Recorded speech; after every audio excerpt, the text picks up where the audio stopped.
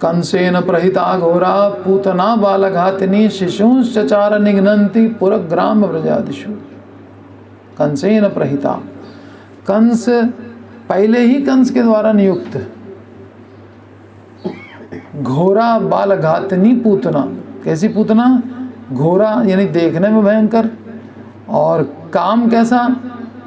बालघातिनी, बच्चों को मारने वाली है। दो विशेषण पूतना के, घोरा और बालघातिनी। अब पूतना उसकी जाति का नाम है। पूतना राक्षसियों की जाति होती है, ठीक है। जैसे यहाँ मनुष्यों में जातियाँ होती है ना, उच्च जाति, निम्न जाति, मध्यम जाति, कौन कौन सी जातियाँ बना रखी हैं, ऐसे राक्षसों की भी जाति होती है। पूतना जाति का नाम, पूतना व्यक्ति का नाम नहीं है, ठीक है। मतलब किस टाइप की राक्षसी थी? पूतना टाइप की राक्षसी थी, बिरादरी। पूतना माने तो खून पिए बच्चों का, उसमें कुछ भी पूत कहने लायक ना हो। पूत माने पवित्र, सब अपवित्रता ही अपवित्रता जिसमें ठुसी रहे। पूतम हरि कथामृतम, पूत तो होती है हरि कथा, और ये है पूतना जिसमें कोई पवित्रता नहीं है, न नहाना न धोना, बस बच्चों की हत्या करना। घोरा बालघातिनी पूतना। और अब कंस कितना भयंकर होगा जो उसके अंडर में ऐसी ऐसी राक्षसियां, अघासुर, बकासुर, पूतना, ये सब उसके आदेश पे चलते थे। तो कंस कोई ऐसा नहीं था ऑर्डिनरी असुर, खतरनाक प्राणी था वो। उसके अंडर में देखो कौन कौन है, असुरों को अंडर में किए हुए, जो मनुष्यों को नहीं, राक्षसों को अपॉइंट कर दिया, बिल्कुल उसको अपॉइंटमेंट लेटर दे दिया, अब चलो 10 दिन के अंदर अंदर पैदा हुए बच्चों को मारना है तुमको। शिशु निघ्नन्ति, और लग गई अपने काम में। विष लिप्त स्तनपान कराकर बच्चों को तत्क्षणात मारती हुई, जो उसका स्तन छू ले बस गया, मार गया बच्चा वहीं। पूरा ग्राम व्रजादिषु चचार, चचार माने घूमने फिरने लगी,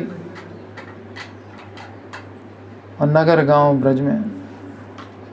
इधर अत्यंत क्रूर स्वभाव वाली बालघातिनी पूतना नाम की राक्षसी कंस द्वारा नियुक्त होकर नगरों, जनपदों एवं अहीरों की बस्तियों में अहीरों की बस्तियों आदि स्थानों पर शिशुओं की हत्या करती हुई भ्रमण कर रही थी। तो पहले तो कंस ने अपने दुष्ट मित्रों की सलाह पर, जैसे ही इधर दुर्गा देवी उसके हाथ से छिटक गई, तो चला गया अपने महल में, और वहाँ जाकर कुछ देर के बाद सवेरा हो गया, और सवेरे सब मंत्रियों को बुला लिया, अपने सब राक्षस मित्रों को।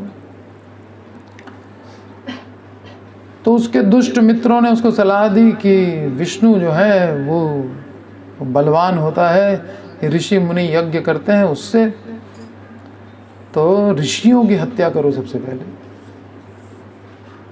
ये बहुत प्रीचिंग फ्री में कर करके बहुत लोग भक्त बना देते हैं, इसलिए इनको सबसे पहले मारो। तो ऋषियों की हत्या करने का निश्चय कर लिया था उसने, फिर भी चूंकि अति भयभीत था, अब ये मेरे सैनिक लोग कहाँ तक ऋषियों को मारते फिरेंगे, इसके लिए तो राक्षसी नियुक्त कर दें, जो खून पीने की जिसका नेचर हो। ये हमारे सैनिकों का खून पीने का नेचर थोड़ी है, और जो भयंकर हो। तो एक तो ऋषियों को मारने के लिए सेना पूरी लगाई दी थी, ऊपर से फिर पूतना को भेज दिया कि जब बच्चों को मार आओ। पुरग्रामादिषु चचार, पूतना मथुरा मंडल के नगर और गांव में कृष्ण को ढूंढते हुए घूम रही थी। अब गोकुल में जब आई तो ढूंढ रही है कहाँ, यहीं बड़ी फेमस बच्चा एक है, यहाँ बड़ी प्रशंसा सुन रहे हैं उसकी, नंद बाबा का बेटा।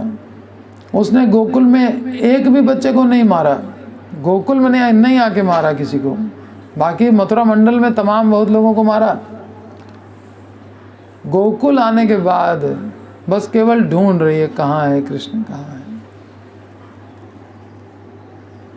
अन्यथा निरपराध बच्चों की हत्या के कारण श्री भगवान निर्दयी कहलाते हैं। लेकिन भगवान परमिट करते हैं तभी कोई काम होता है। 5 कारण होते हैं प्रत्येक कार्य के पीछे, तो पंचम कारण तो दैव है। अब निर्दोष बच्चे मर गए तो दैव को कारण ठहरा देंगे लोग, कहेंगे गीता में खुद ही कहा है कि 5 कारण होते हैं प्रत्येक कार्य की पूर्ति के लिए, तो ये निर्दोष कैसे मर गया। तो श्री भगवान स्वयं निर्दयी कहलाते, वे फिर करुणा में न कहलाते कि बड़ी करुणा है, तो निर्दोष बच्चे मर रहे हैं तो करुणा कैसी।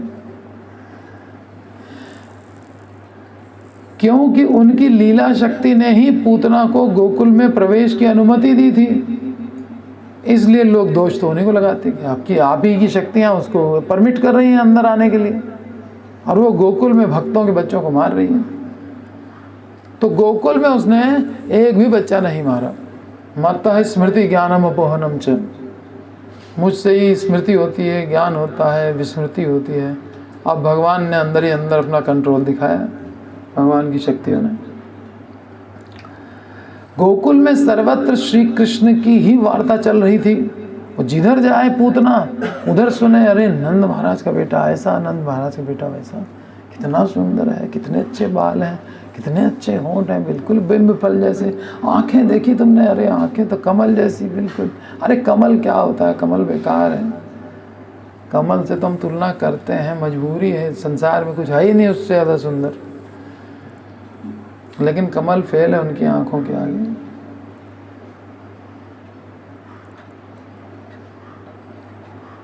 तो लीला शक्ति प्रवेश दे रही है, तो लीला शक्ति पे इल्जाम आएगा। क्यों प्रवेश दिया, निर्दोष बच्चे मारे गए।